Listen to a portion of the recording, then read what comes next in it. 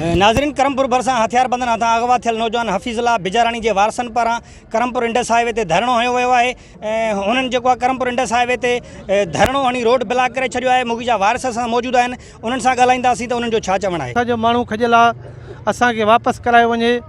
कहिड़ी बि सूरत में असां रोड न खोलींदासीं जेसीं ताईं असांखे पंहिंजो माण्हू न मिलंदो, तेसीं ताईं कॾहिं बि रोड न खोलींदासीं।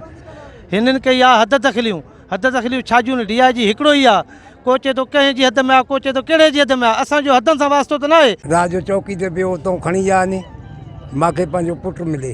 कमल कहिड़ियूं न त मां पाण खे बीते बीह तव्हांजे सरेआम बाहि ॾेई मां साड़ींदुसि पाण खे। ॻोठा मारक बिजराणी अॼु सुबुह जो असुर रोज़े जे वक़्तु जेको आहे असांजे नौजवान अब्दुल हफ़ीज़ बिजराणी खे नामालूम हथियार बंदन पारां उतां जेको आहे अगवा कयो वियो।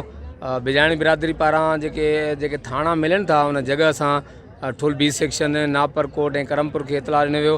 हिन वक़्तु ताईं टिनी जेको आहे पुलिस जेके स्टेशनियूं आहिनि करमपुर, नापर कोट ऐं जेको आहे ठुल B सेक्शन कंहिं बि जेको आहे तस्लीम न कयो आहे। जेकी वारदात थी आहे जेको आहे असांजी हद में थी आहे ऐं पुलिस वारा जेके आहिनि हथबंदी तकरार ॼाणायूं जेको आहे त केस दाख़िल करण खां खुतो जवाबु ॾिनी वेठा आहिनि।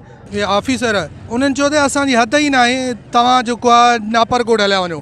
वरी जॾहिं नापर कोट सां राब्तो कयो त उन्हनि चयो त असांजी हद ई न आहे, तव्हां करमपुर हलिया वञो।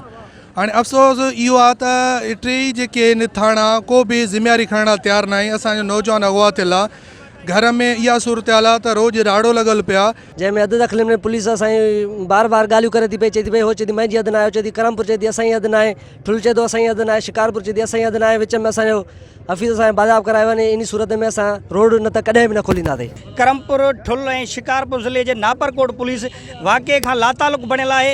हुननि मुतालबो कयो आहे त अगवा थियल नौजवान जे वाक़े जो केस दाख़िल कयो वञे ऐं मुगवी खे बाज़ियाब करायो वञे।